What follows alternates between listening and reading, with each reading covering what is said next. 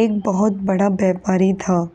उसका व्यापार बहुत फैला हुआ था और बहुत अच्छे से चलता था, लेकिन फिर भी उसे चिंता रहती थी कि उसके बाद उसके व्यापार का क्या होगा।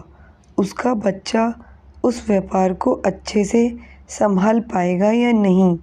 हालांकि उसके बेटे ने उससे कई बार कहा है कि मुझे भी व्यापार करने दीजिए, मुझे व्यापार करना आ गया है, मैं सीख चुका हूँ। लेकिन व्यापारी पता नहीं क्यों उसे कभी मौका नहीं देता था। कुछ दिन बीते और एक दिन व्यापारी की तबीयत अचानक खराब हो गई। उसे दिल का दौरा पड़ा। उसे आईसीयू में भर्ती करवाया गया। व्यापारी का बेटा उसके दोस्त के साथ अपने पिता को मिलने आया। थोड़ी देर अपने पिता के पास बैठने के बाद बेटा और उसका दोस्त आईसीयू से बाहर आए।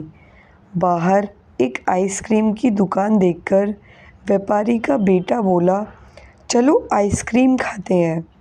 उसके दोस्त को ये जानकर बड़ा आश्चर्य हुआ कि बाप आईसीयू में है, बिजनेस का क्या होगा पता नहीं, और उसका दोस्त ऐसी सिचुएशन में भी इतना बेफिक्र कैसे रह सकता है।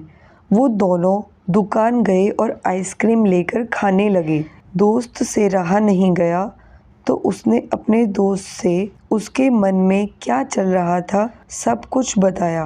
व्यापारी का बेटा बड़ी शांति से बोला कि दोस्त, मैं परिस्थितियों को स्वीकार करना सीख गया हूँ। श्री कृष्ण का बड़ा भक्त हूँ, इसीलिए उनके बताए रास्ते पर चलता हूँ।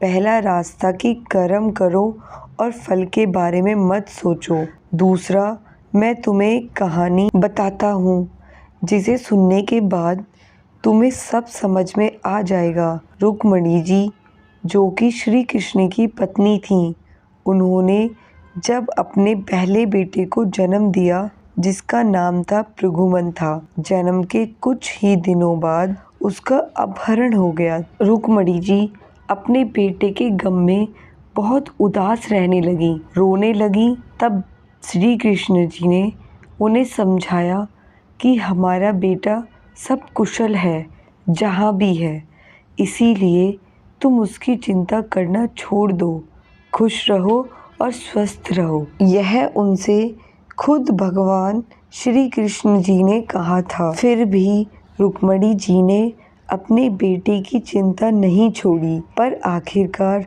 18 साल बाद भृगुमन घर वापस लौटा। वह विवाह करके लौटा था और समस्या यह थी, उसने अपने से 20 साल बड़ी महिला से शादी की थी। रुक्मणी जी को इस बात की खुशी थी कि उनका पुत्र वापस आ गया है, लेकिन इस बात से वो फिर से दुखी हो गईं कि उनके पुत्र ने अपने से बड़ी उम्र की औरत से शादी क्यों की। उनको दुखी देखकर श्री कृष्ण ने उन्हें समझाया, जो हुआ अच्छा हुआ, उसके बारे में मत सोचो, उसे स्वीकार करो और खुश रहो। बावजूद इसके कि भगवान ने फिर से उन्हें समझाया, रुक्मणी जी को इस बात को स्वीकार करने में 8 वर्ष लग गए। इस तरह से रुक्मणी जी ने अपने जीवन के 26 साल दुख में बिता दिए, सिर्फ इसीलिए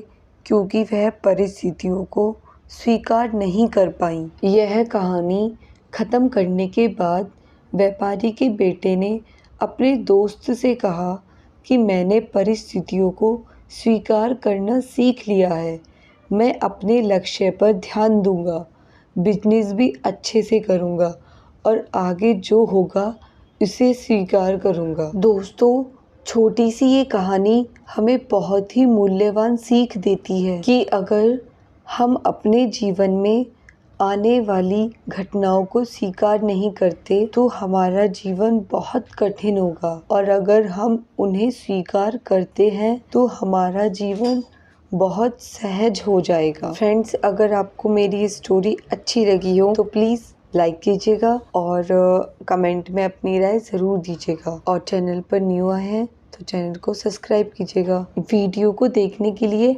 आपका बहुत बहुत धन्यवाद।